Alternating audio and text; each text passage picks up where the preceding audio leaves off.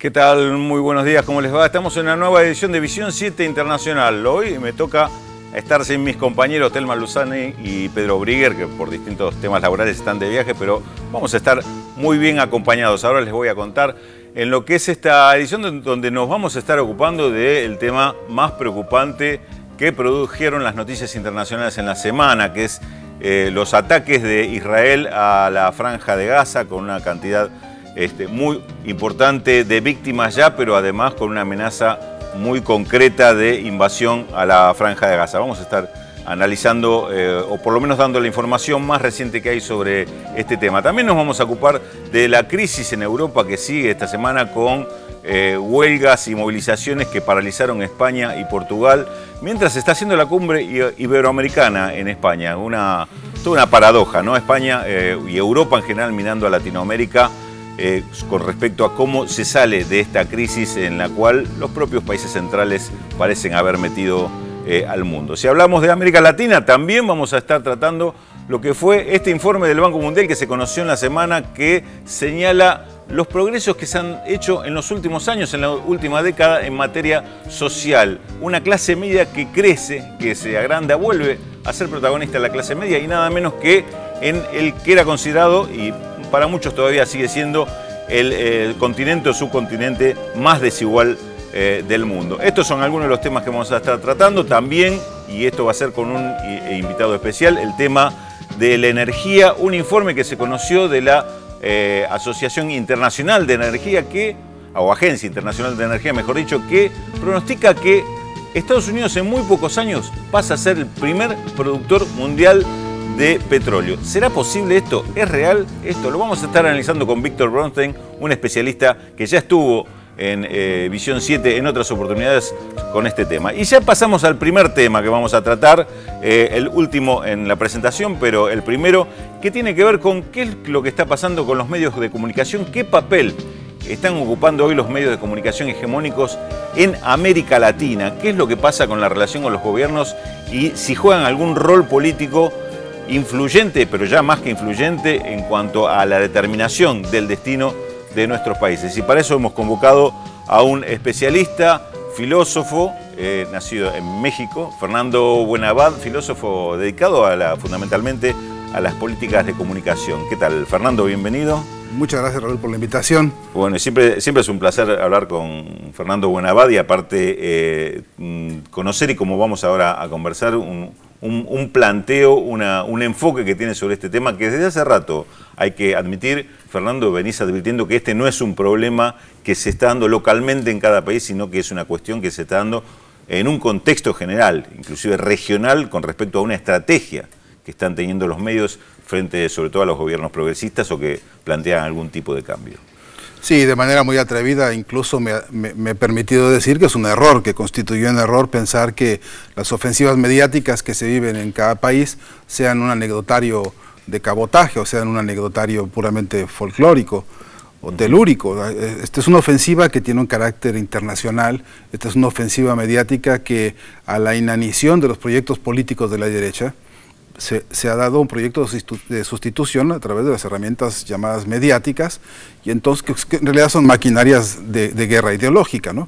Y que la conducta que han tenido es eso, de ofensiva fundamentalmente contra los proyectos democráticos en América Latina. Si analizamos en los 10 años recientes la conducta de los aparatos mediáticos, las llamadas oligarquías mediáticas en todo el continente, incluido, por supuesto, las avanzadas desde el Grupo Prisa de España o la propia CNN en Miami, si analizamos cómo se ha orquestado un proceso de alineación, de organización y de sincronía de discurso, entenderíamos con mucha mayor claridad que por qué constituye un error pensar que las consecuencias locales en Argentina, por ejemplo, o en Venezuela, o en Ecuador, o en Bolivia, sean un problema puramente local. Yo creo que es un problema de seguridad regional.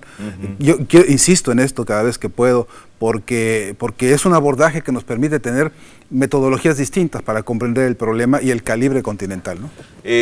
Estamos en una región que durante prácticamente un cuarto de siglo, el último cuarto de siglo XX, vivió una política neoliberal que prácticamente fue pionera en el mundo en cuanto a la instalación de este modelo. Vivimos ahora una década en la cual se han dado con una secuencia diferente, pero bastante coincidente, cambios muy importantes de salida de este modelo neoliberal. ¿Cuánto tiene que ver esto que estás describiendo de la estrategia de los medios de comunicación sustituyendo a la derecha en el rol político de ofensiva o de oposición ante estos gobiernos que plantean cambios? Por una parte, porque hay un fracaso en la derecha en términos de consolidarse políticamente, es decir, sus tesis, las tesis que alguna vez soñaron como plataformas ideológicas para justificar el proyecto neoliberal, han venido cayéndose una tras otra. No te olvides que en México alguna vez el propio Octavio Paz fue el personero de un proyecto que era crear una corriente de ideólogos de derecha para fundamentar la economía de mercado como el reino de los reinos. Eso ha venido dilapidándose históricamente y llegaron a tal fracaso que los intelectuales de la derecha ya no alcanzan a darle letra suficiente a los poderes estos fácticos, y entonces se ha dado este proceso de sustitución a través de, repito, de las oligarquías mediáticas. Es decir, pero está claro que es la desesperación de un proyecto de derecha que viene sintiendo la pérdida de su fuerza, la pérdida de su capacidad de intervención tan impune como se había venido dando.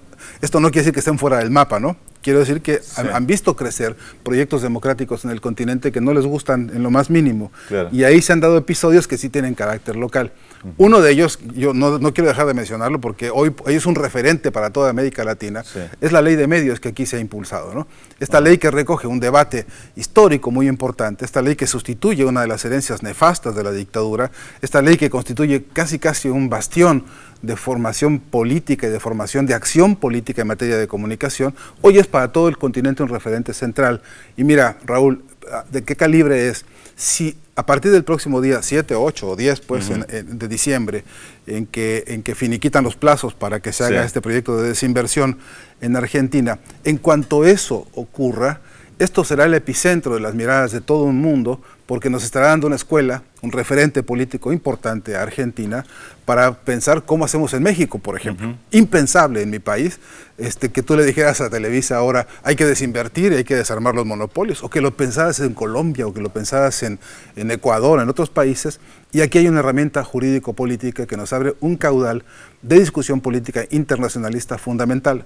Y esto no me permite más que confirmarte que justamente este es un tema de categoría internacional que no puede agotarse con debates locales, ¿no? Y desde la otra vereda, desde la vereda de los medios, esto que está sucediendo en Argentina también los va a poner en alerta sobre cómo prevenir que esto que está pasando en Argentina no pase en otros países. Por ejemplo, Grupo Televisa en México, Grupo Globo en Brasil, y así podríamos, Cisneros en Venezuela, que viene dando una batalla abierta con el gobierno de Hugo Chávez, que de eso ahora quiero que hablemos también un poquito. Alertas ya están, ¿no? Es decir, ellos ya me parece que tienen encendidas todas las alarmas respecto a que no se repita la escena, pero los caudales de respuesta que han tenido no son caudales de debate abierto, no tienen soporte teórico ni metodológico para entrar en esta discusión. Los caudales son los caudales del desprestigio, los caudales golpistas, los caudales que desautorizan, por ejemplo, acabamos de escuchar algunas afirmaciones de verdad escandalosas diciendo que en los países que hay proyectos democráticos como Argentina, ahora es una especie de dictadura del voto, ¿no? Cosas tan aberrantes como esas se están escuchando justamente provenientes de una pobreza teórica muy grave. Y vuelvo a decirte que a mí me parece que en ese sentido la debilidad que se muestra en términos de cómo sustentar, cómo justificar este modelo de manipulación mediática, cómo seguir defendiendo los valores de un modelo económico que está probando día con día en Europa ahora mismo, ¿no? El desastre que implica la propia agresión de Israel no está desconectada de esta crisis económica mundial, ni está desconectada de una urgencia de una derecha carente de argumentos políticos ante lo que la humanidad hoy exige. Y el papel de los medios de comunicación es el de vocería de las peores iniciativas, el de vocería de las peores y más degradantes enunciados, desestabilizadores. Alguien usa la palabra, bueno, el golpismo, pues, disfrazado con todos sus eufemismos, ¿no? Esa es la norma hoy por hoy que ha entrado en sincronía mediática desde Miami, desde lo que yo llamo el consenso de Miami, con acuerdo directo con el Grupo Prisa de España, y después toda esta cadena de medios organizados en todo el continente, donde el Grupo Clarín representa a nivel local apenas un porcentaje no poco poderoso, pero de esa voz específicamente, cuya lógica paupérrima no es más que la de la desestabilización, ¿no? ¿Cómo fue? Quiero comentarles que Fernando Buenavades ha trabajado mucho, sigue trabajando en Venezuela. El gobierno de Venezuela es uno de los primeros que he escuchado, digamos, el mensaje de estas advertencias que hace Fernando Buenavades con respecto al rol de los medios. Bueno, y en Venezuela hay un grupo mediático que es muy poderoso, que es el Grupo Cisneros, pero hay otros que actúan en consonancia con el Grupo Cisneros, y la batalla no es menor en Venezuela, al punto que ha llegado a ser protagonista del intento de golpe del 2012, de este grupo de medios. ¿Cómo está repercutiendo el tema en Venezuela, que muy tempranamente tuvo este combate en el terreno político con el resto de la región? ¿Cómo se está dando este proceso y cómo se está vinculando con lo que pasa en el resto de la región? Bueno, la derecha en Venezuela, a nivel de esta batalla mediática que ellos hacen para defender sus reductos, hoy todavía muy poderosos, ¿no? Todavía tienen un control importante del espectro radioeléctrico en Venezuela. Pero una de las respuestas que han dado es instalar fábricas de lanatas, sí, para que se entienda a nivel local, ¿no? Personajes como el que aquí ha ascendido a esta especie de farándula nueva, no sé cómo se caracterice en Argentina, pero esta especie de farándula informativa cuyo objetivo es ensuciarlo todo, pues, para decirlo elegantemente a esta hora, es un modelo que se viene reproduciendo en Venezuela hace ya largo rato. Allá hay símiles de este personaje argentino, allá hay otros que han aparecido hace mucho tiempo, y en todo el continente. Yo acabo de publicar una cosa en la que digo que hay 80 lanatas por todos lados, porque es un modelo que representa una de las estrategias mediáticas al respecto. Junto con esta estrategia, lo que hemos venido viendo es además una operación de reagrupamiento y de reformulación de los discursos, con el franco propósito de deslegitimar todo proyecto democrático. Este es un problema de disyuntiva, pues, Raúl, entre el proyecto democrático y el proyecto neoliberal. Y por eso lo digo en dos líneas, y sigo insistiendo que por la categoría y por la complejidad del problema a nivel latinoamericano, es urgente una cumbre de presidentes en materia de comunicación. Sigo diciendo que así como se produjo la cumbre para protestar por las bases militares en Colombia, así debería hacerse un encuentro continental de presidentes que tuviese, te adelanto que la propuesta esta que se ha venido haciendo en Venezuela y que yo he podido defender varias veces, ya fue aprobada para desarrollarse en el grupo del ALBA, aunque la idea sería que esto tuviera una extensión más amplia, quizá por supuesto hacia UNASUR o quizá por supuesto en CELAC, ¿no?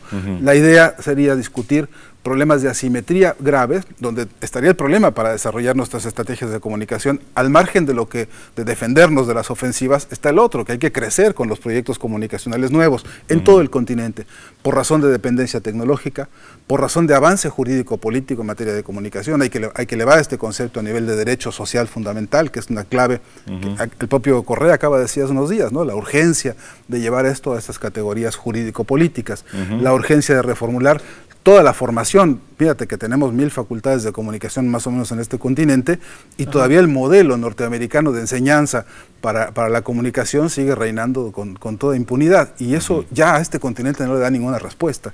Y también, por último, el gran problema de las agendas.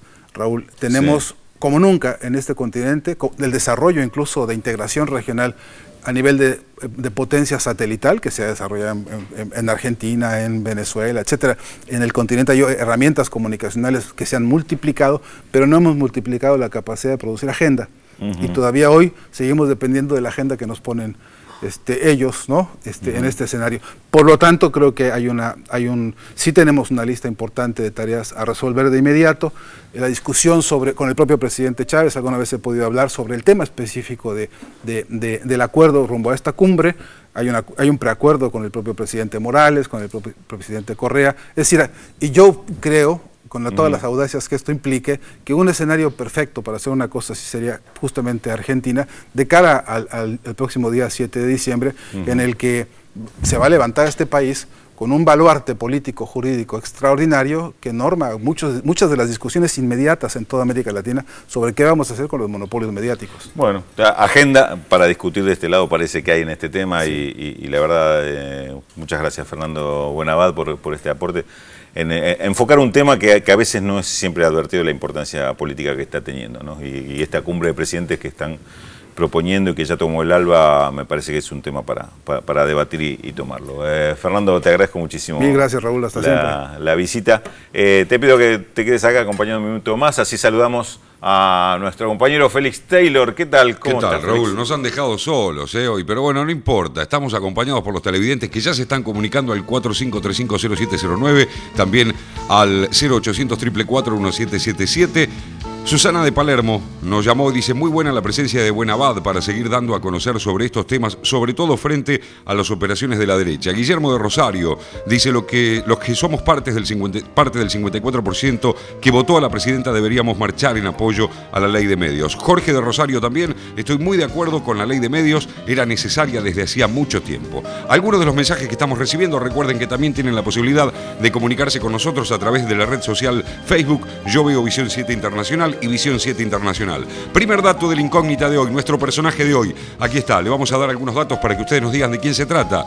Descendiente de un rey polaco, nuestro personaje de hoy recibió al nacer el título de princesa. Como consecuencia de la Segunda Guerra Mundial, su familia emigró a México cuando ella tenía solo 10 años. Al poco tiempo fue enviada a Nueva York para continuar sus estudios. ¿Quién es nuestro personaje de hoy? 0800 444 1777 y 4535 0709. Primera pausa en esta edición de Visión 7 Internacional y le adelantamos los temas que vamos a desarrollar en el próximo bloque.